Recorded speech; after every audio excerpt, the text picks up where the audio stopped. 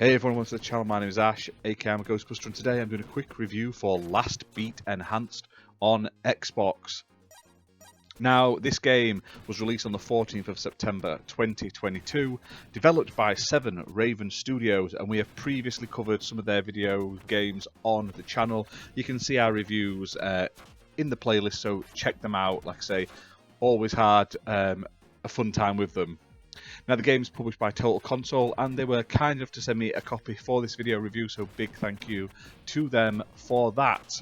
Now, as you can see on the screen, Last Beat Enhanced is a sort of side-scrolling beat-em-up game.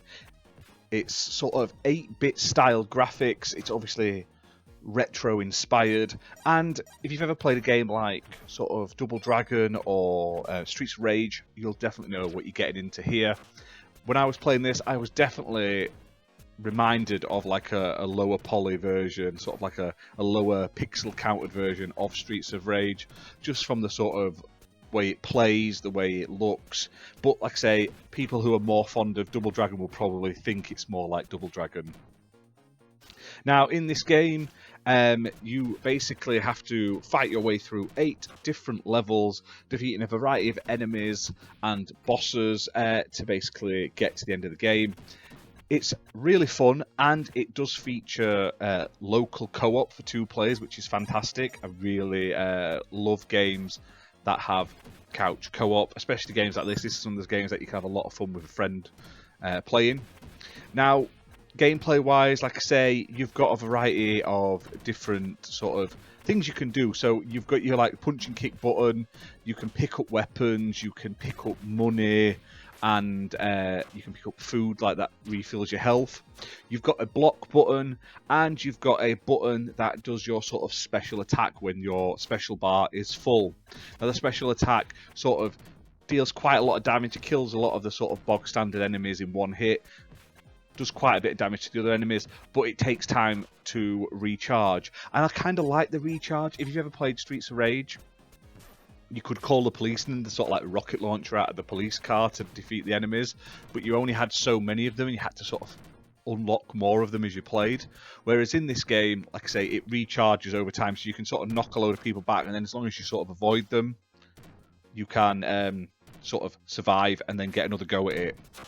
Now, the game isn't extremely long. You'll get a good couple of hours out of it. It does get quite difficult later on. However, one thing I do like about this game is if you fail, all the money you've sort of raised in your playthrough can then be spent on upgrading your characters, so you can get like more health and stuff like that, or buying extra characters and also unlockable sort of artwork and stuff like that as well in the gallery.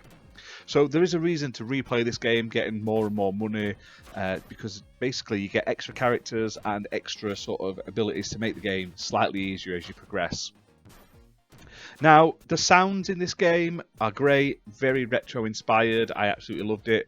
The graphics, like I say, while they are sort of the more 8-bit style, they're still very detailed, they're colourful, they're bright, and they're super crisp. Like I said, they've done a fantastic job at, while being retro, also being very modern at the same time. It plays fantastically. Like I say, if you've ever played like Streets of Rage or anything like that, you're going to get that same experience.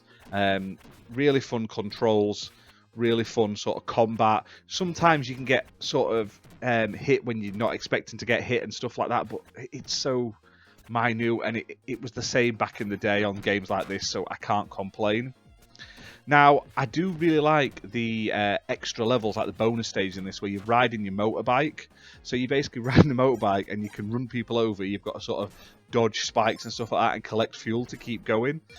It just splits up the game a little bit, makes it not all just sort of punch and kick all the way through. You can obviously spam it quite a bit. And the characters are all different as well. I like the different characters with the different specials and stuff like that. And the fact that there are unlockable ones as well that you can work to. And you don't have to do them in one playthrough. Like I say, if you struggle at the game or it's not your sort of cup of tea, you may be not as sort of skilled as other players, you don't have to feel like, oh, I'm never going to get to the end of this game, because after a few attempts, you've got enough money to buy some upgrades to then play a bit more. and that'll get you a bit further and a bit further. And I just thought, do you know what? It adds a bit of accessibility to those people, because like I say, when I used to play Streets of Rage back in the day, oh my god, I could never get past the lift level. For years I was trying that with my cousin. It just felt like forever. So I like the fact that you can get upgrades, get more health and like continues and stuff like that, the more you play basically. But overall, this is a really great game. I highly recommend it. It's also a semi-easy completion. You can probably pick up the 1000 game score without even finishing one full playthrough in about 30 minutes, 40 minutes, depending on your skill level. And like I say, you've just got to find like the secret areas and stuff like that, and just sort of achievements that are linked to sort of progression, sort of getting so many kills and stuff like that. Now, the game itself is priced at £8.39, and honestly, for the amount of time you're going to get out of this and how sort of well polished it is, I cannot recommend it enough. Like I say, I wasn't expecting a lot. I expect it to be some sort of like cheap indie sort of side-scrolling beat 'em up, and there's a lot of them out there, and they're not normally that great. They're just sort of cheap cash-ins on your sort of nostalgia. Yes, this does link into your nostalgia, but like I say, you get a variety of different characters. You get 3 to start off with, a guy, a girl, and then this like turtle-looking lizard thing. And then there's another guy and another girl that are unlockable. They've all got their own sort of unique stats and attacks. And like I say, then there's all the upgrades, there's the bonus levels and stuff. It's just a very well-polished package. You can't do wrong with this, like I say. It's really, really fun, and it's even better if you've got a friend to play it with. But that's it for this video, guys. Hope you've enjoyed it. If you have, hit that like button, hit subscribe, and we'll see you soon for more content. Bye for now.